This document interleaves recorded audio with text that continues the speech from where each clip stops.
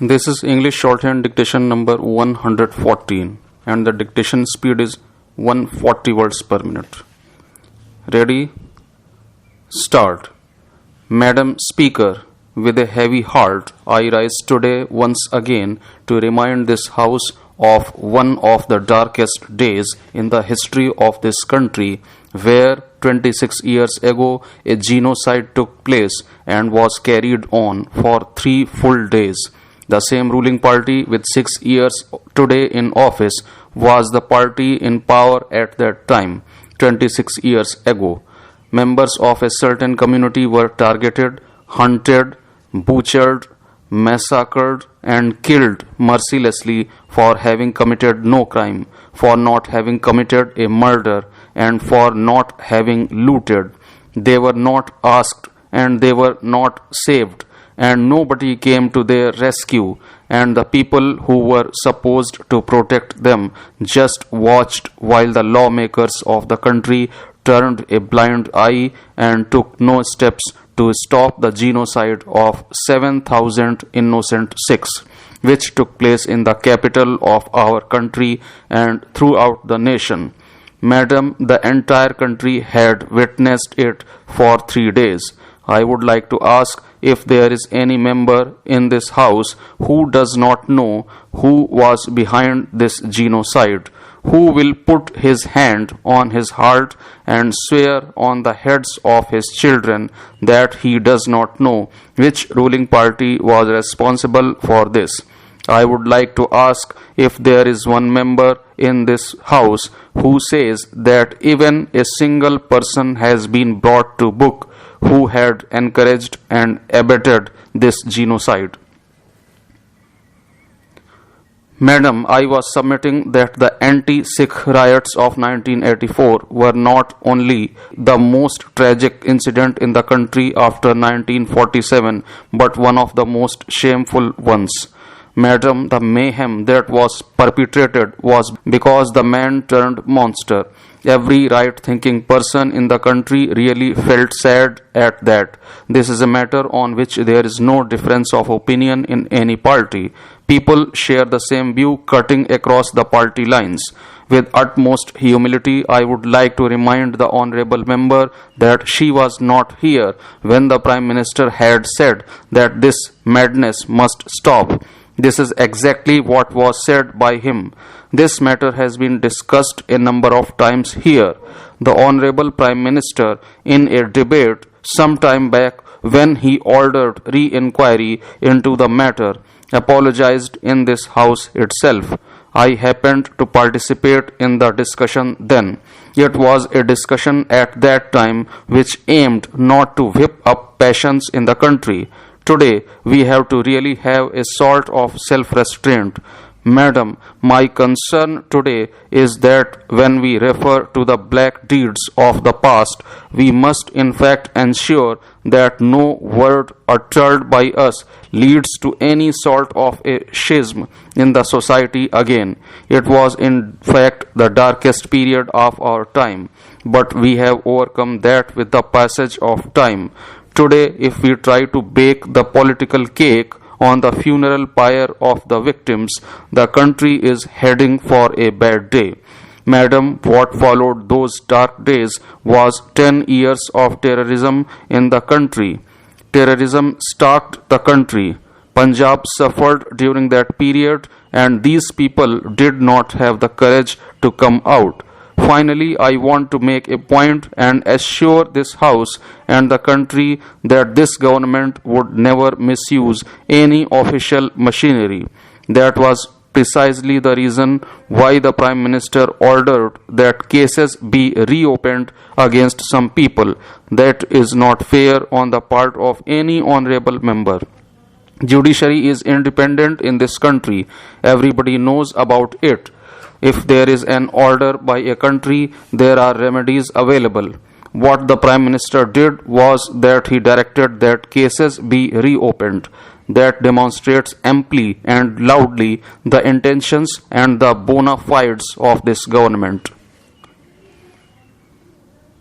The recent unexpected and unprecedented hailstorm in my constituency has resulted in very heavy damage to crops in this drought-prone region. The sudden hailstorm in the last week with high velocity gale has seriously affected the crops of mango, banana, oranges and sapota in my area. Due to shortage of water, the farmers in this district tend towards growing of fruits which need less water. The banana and orange crops were almost ready for harvesting when the nature turned its fury on them. Before the farmers could recover from this, unexpectedly there was very heavy gale at very high velocity last week, because of which banana crops and mango trees have been uprooted. In succession, within a period of a fortnight, there have been 3 incidents of heavy hailstorm and gale in my district alone, and the banana crop in more than 3,000 acres in the district has been completely destroyed. This has resulted in a loss of more than rupees 15 crore to the farmers in my district. The investment by the farmers in these banana, mango and orange crops is heavy, and the compensation being offered by the state government is much less and does not meet even a small percentage of the investment made. The central government should consider giving insurance coverage to these crops. There should be a national policy for providing insurance coverage in cases of such natural calamities for horticulture products. The government may also consider including the work of clearing the debris caused by such natural fury under the Mahatma Gandhi National Rural Employment Guarantee Act, so that there could be some solace to the farmers. The government should provide immediate financial assistance to the farmers who have lost their banana, orange, sapota and paddy crops in this unexpected hailstorm in my constituency. For long, India has been evolving poverty alleviation policies and programs using questionable parameters for determining poverty levels in the country, thereby implementing the programs and projects targeted for families living below poverty line. Mostly our public distribution system and delivery of social welfare measures revolve around concept of poverty levels. The dividing line between the privileged and the underprivileged has become blurred beyond recognition, as pointed out in the latest United Nations Social Development Index. The incidence of poverty is common to all strata of society, irrespective of the income levels, as has been proved by the recent global recession. Globally, there are diverse and varied benchmarks to determine the levels of poverty wherein arise the contradictions.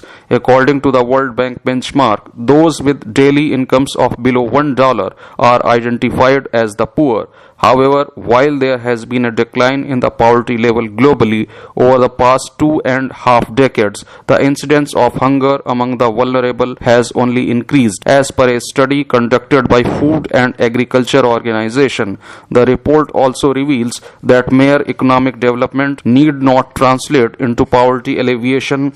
Though the government's efforts in the era of poverty alleviation are laudable, the targeting of the beneficiaries has been faulty, as has been mentioned in the report of the United Nations. Since the United Nations and the World Bank have been funding India's poverty alleviation programs in a major way, we should consider mid-course corrections of our assessments on poverty levels, hitherto based on wrong assumptions. I would therefore urge the government to redefine the concept of determining the poverty levels across all strata of society for equitable and meaningful allocation of funds for the poverty alleviation programs. There are 175 taluks in the state of Karnataka, out of which 144 taluks are backward. Most of these taluks are in northern Karnataka. Gulbarga is one of the most backward districts in Karnataka. Crop failure is rampant in northern Karnataka. Water is scarce. Farmers are burdened with debt. In this background, the state government of Karnataka constituted a committee to make recommendations for removing the regional imbalances in Karnataka, especially in northern Karnataka. The committee found that the areas in the northern Karnataka were the most backward and made several recommendations to remove backwardness and regional imbalance. The state is doing doing its best to address the problems of backwardness and regional imbalances, but the resources of the state alone cannot solve this gigantic problem and needs the assistance from the central government. There has been long pending demand of the state of Karnataka for amending Article 371 of the Constitution and providing special status to Northern Karnataka region. Hence, I urge upon the central government to take necessary steps to provide special status to Northern Karnataka region by amending Article 371 of the Constitution, as has been done in cases of states like Andhra Pradesh, Assam, Manipur and Nagaland.